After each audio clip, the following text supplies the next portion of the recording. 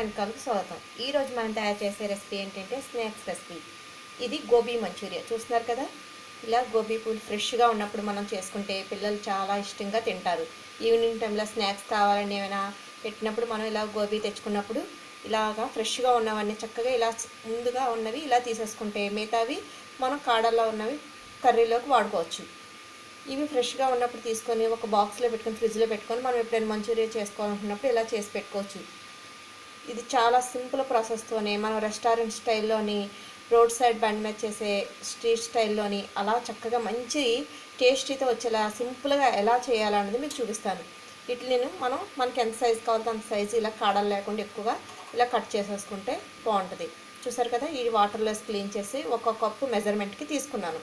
నేను ఒక cup measurement కొలతలతో చెప్తాను చూడండి. ఇప్పుడు నేను అలాగే స్టవ్ వెలిగించి పాన్ పెట్టి హాట్ వాటర్ పెట్టాను. చూసారు కదా, ఇది రోలింగ్ బౌల్ అవుతుంది. ఈ రోలింగ్ బౌల్ అవుతున్నప్పుడు మనం కొంచెం సాల్ట్ యాడ్ చేసుకొని ఇందులోని ఇవి వేసుకొని ఇవి ఎక్కువగా కుక్ అవ్వకుండా ఈ క్యాలీఫ్లవర్ని మనం ఇందులో వేసుకొని ఎక్కువగా కుక్ అవ్వకుండా ఇలాగా ఒక 1 minute 2 minutes ఇలా బాయిల్ అవుతున్నప్పుడు స్టైనర్ సహాయంతో తీసేసుకొని కూల్ వాటర్తో మనం వీటిని మళ్ళీ వేరే బౌల్లో కూల్ వాటర్ వేసుకొని ఉంచుకుంటే ఇవి తీసుకొని ఇందులో వేసేసుకోవచ్చు. చూసారుగా, ఇలా కలుపుకొని జస్ట్ ఎక్కువగా కుక్ అవుతే బాగా మెత్తగా కుక్ అయిపోతాయి. అందుకనే కూల్ వాటర్ కూడా, ఎందుకంటే అవి చల్లారడానికి అలా ఉంచేస్తే ఆ వేడికి అది బాగా మెత్తగా కుక్ అయిపోయి మనకి మంచూరియా క్రిస్పీగా రాదనమాట. చూసారు కదా,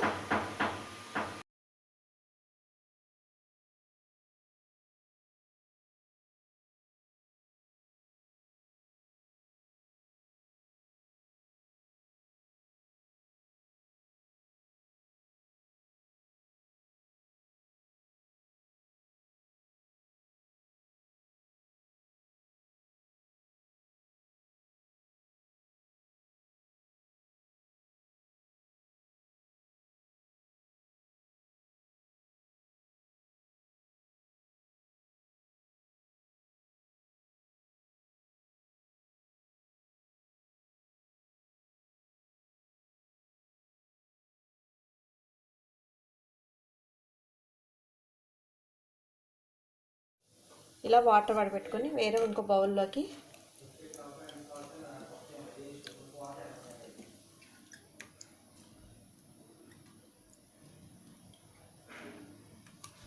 బౌల్లో వాటర్ నుంచి తీసేసుకున్నాం కదా. చూడండి ఫ్రెండ్స్, ఇప్పుడు ఇందులోకి వీటికి సరిపోయేంత సాల్టు, అలాగే మిరియాల పౌడర్ ఒక 1/2 teaspoon,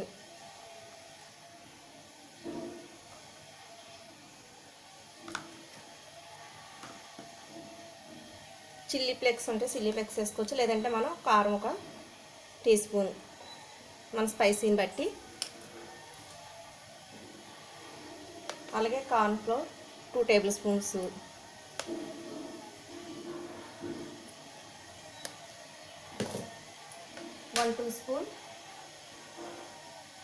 one tablespoon maida. ఇంతే, ఇంక మనకి ఏం అవసరం లేదు. ఇది వాటర్ కూడా యాడ్ చేసుకోవాల్సిన అవసరం లేదు. లైట్గా వస్తే మరి ఈ పౌడర్స్ అన్నీ ముక్కలకు పట్టేలా ఉంటే మనకి చాలా క్రిస్పీగా ఉంటాయి అన్నమాట. అవసరమైతే ఒక లైట్గా 1-2 drops వేసుకోవడం తప్ప ఎక్కువగా అవసరం లేదు.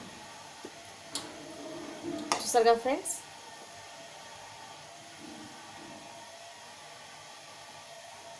కొంచెం ఇలా వేసి ఇంతే, ఇలా మిక్స్ చేసేసుకొని మనం స్టవ్ మీద ఆయిల్ పెట్టుకొని ఫ్రై చేసుకోవడమే.